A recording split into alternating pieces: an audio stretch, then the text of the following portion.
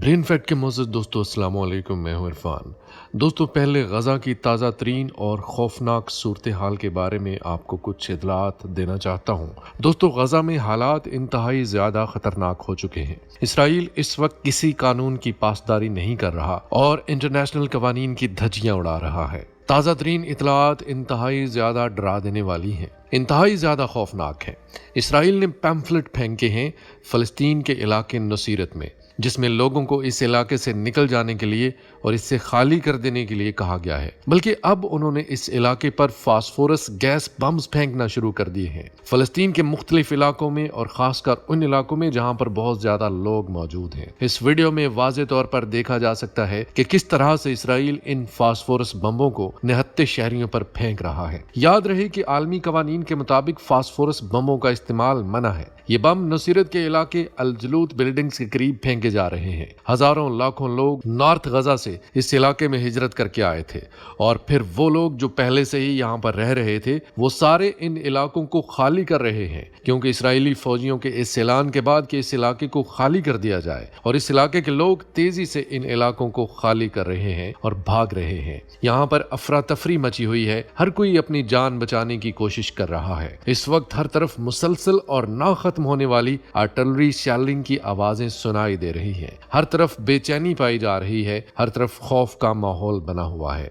लोग अपना कीमती सामान और पानी के टैंक्स अपने साथ लेकर जा रहे हैं, क्योंकि उनको पानी कहीं से मिलने की उम्मीद नहीं है। जरूरी सामान जिसमें कंबल, गैस सिलेंडर्स और अपने छोटे मासूम बच्चों को लेकर इस सख्त सर्दी में अपनी जान बचाने के लिए भाग रहे हैं। लोग भाग तो रहे हैं, लेकिन क्या कहीं पर कोई महफूज जगह फलस्तीन में बाकी है? और दूसरी जानिब दोस्तों इस वक्त जो बाइडन इसराइल के वजीर आजम नेतन्याहू पर शदीद गुस्से में है, क्योंकि इसराइल ने लबनान के दारुल हुकूमत बैरूत पर हमला करते हुए अमरीका को एतमाद में नहीं लिया था और अमरीका को इस वाक़े की भिनक तक नहीं लगने दी गई। इसराइल लबनान के दारुल हुकूमत बैरून पर कोई ड्रोन हमले करने जा रहा है, क्योंकि अमरीका इस जंग को जितना फैलने से रोकना चाहता है, इसराइल उतना ही ज्यादा कोई ना कोई काम और हमला करके इस जंग को फैलाना चाहता है। पिछले दिनों ईरान के कमांडर रजा मूसवी की शहादत और अब हमास के डिप्टी चीफ अल अरोरी की शहादत, ये दो वाकयात ऐसे हैं जो कि इस जंग को बहुत ज्यादा फैला सकते हैं, क्योंकि ना तो हमास चुप बैठेगा और ना ही हिजबुल्लाह,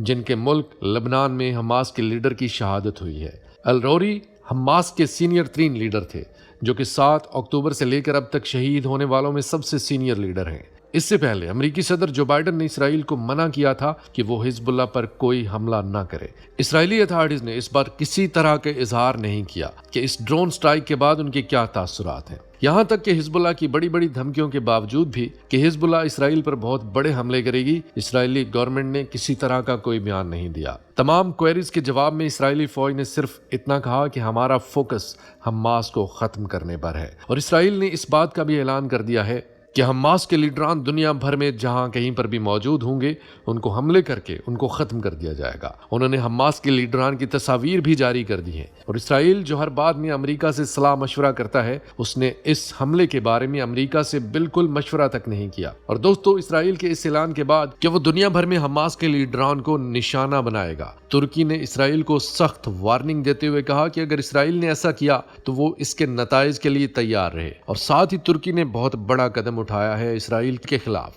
तुर्की ने इसराइल के जासूसों के खिलाफ बहुत बड़ा क्रैकडाउन शुरू कर दिया है और ये फैसला किया है कि तुर्की से इसराइल की खुफिया एजेंसी मोसाद के तमाम जासूसों को पकड़ पकड़ कर अंजाम तक पहुंचाया जाएगा। पहले ही मरहले में 57 मुख्तलिफ जगहों पर छापे मारे गए हैं, जिसमें 34 मशकूक अफराद को पकड़ लिया गया है। तुर्किश अथॉरिटीज ने जिन 34 लोगों को पकड़ा है उन पर शुबा है कि उनके इसराइल की एजेंसी मोसाद के साथ ताल्लुक थे और वो मोसाद के लिए जासूसी कर रहे थे। और इन पकड़े जाने वाले लोगों पर यह भी शुबा था कि ये फलस्तीन के खिलाफ मंसूबा साजी कर रहे थे तुर्की में रहते हुए। तुर्की और इसराइल के ताल्लुकात जो बड़े मिसाली ताल्लुकात थे कभी किसी वक्त में, जिसमें तिजारत बहुत ज्यादा जोरों पर थी, वो इस वक्त बिल्कुल खत्म होने के करीब हैं, क्योंकि गजा में इसराइली जारहियत को लेकर तुर्की सख्त नाराज है, क्योंकि हमास के काफी सारे मेंबर्स जो 7 अक्टूबर के हमले में मुलव्वस थे वो इस वक्त तुर्की में भी मुकीम है। और जैसा कि हमास ने पिछले महीने ये इशारा दिया था कि वो दुनिया भर में हमास के लीडरान के खिलाफ कार्रवाई करेगा, जिनमें तुर्की भी शामिल है, इस ऐलान के बाद तुर्की शदीद गुस्से में है। उसने खतरनाक खतरनाक नताइज की धमकी दी है कि अगर तुर्की में हमास के मेंबरान को कुछ भी हुआ तो वो इसराइल के खिलाफ सख्त एक्शन लेगा। और इसराइल के इस बयान पर कोई और नहीं, यानी तुर्की का कोई और ऑफिशियल या वजीर नहीं, बल्कि तुर्की के वजीर आजम रजब तैयब एर्दोगान खुद बोल पड़े और कहा कि ये इसराइल की सबसे बड़ी गलती होगी अगर उसने हमास को इसराइल में टारगेट किया। याद रहे कि नेटो मेंबर होने के बावजूद तुर्की ने हमास को दहशतगर्द तंजीम की लिस्ट में नहीं रखा। इसराइली वजीर आजम के दफ्तर की तरफ से और फॉरेन मिनिस्ट्री की तरफ से तुर्की में इन गिरफ्तारियों के हवाले से कोई बयान नहीं दिया गया। पुलिस ने 8 सूबों में मुख्तलिफ जगहों पर छापे मारे। इन छापों में तुर्की की MIT इंटेलिजेंस एजेंसी और Istanbul prosecutor counter terrorism bureau ने हिस्सा लिया। एक बयान में कहा गया कि इसराइली इंटेलिजेंस एजेंसी हमारे मुल्क में लोगों को भर्ती करके फलस्तीनियों के खिलाफ कार्रवाइयां कर रही है। इसराइल की एजेंसी मोसाद ने सोशल मीडिया पर जॉब पोस्टिंग की पोस्टें लगाएं और बाद में जिन लोगों ने राब्ता किया उनसे मुख्तलिफ मैसेजिंग प्लेटफॉर्म को यूज करते हुए राब्ते जारी रखे और उनको फलस्तीन और फलस्तीनियों के खिलाफ इस्तेमाल किया और उन लोगों को अदायगियों के लिए लाइव कोरियर्स का इस्तेमाल किया जो कि जाकर इन लोगों को हार्ड कैश की शक्ल में रकम फराहम करते थे और क्रिप्टो करेंसी का इस्तेमाल किया गया ताकि पेमेंट्स का कोई सुराग बाकी ना रहे। तुर्क ऑफिशियल्स के मुताबिक ये मशकूक शख्स फेक न्यूज़ फैलाने और गलत खबरें फैलाने में भी मुलव्वस थे और इसके अलावा डकैतियों और ब्लैकमेल जैसे जराइम में भी मुलव्वस थे जो ये इसराइली एजेंसीज के लिए किया करते थे। मोसाद ने इन अफराद की बैरून मुल्क ट्रेनिंग और मीटिंग्स का भी बंदोबस्त कर रखा था। वजीर दाखिला अली अरली काया के मुताबिक इन लोगों को 57 मुख्तलिफ जगहों से हिरासत में लिया गया। इन मशकूक और मुश्तबा अफराद पर तुर्की के अंदर गैर मुल्की बाशिंदों की शिनाख्त और उनको मॉनिटर करने, इनको कत्ल करने और अगवा करने जैसे जुराइम भी शामिल हैं। तुर्की के मिनिस्टर के मुताबिक इस ऑपरेशन को ऑपरेशन मोल का नाम दिया गया है। तुर्की ने एक बार फिर इसराइल को गजा के ऊपर बमबारी करने के हवाले से शदीद तनकीद का निशाना भी बनाया है। तुर्की के वजीर आजम और इसराइली वजीर आजम बिन्यामीन नेतन्याहू ने आपस में सख्त जुमलों का तबादला भी किया।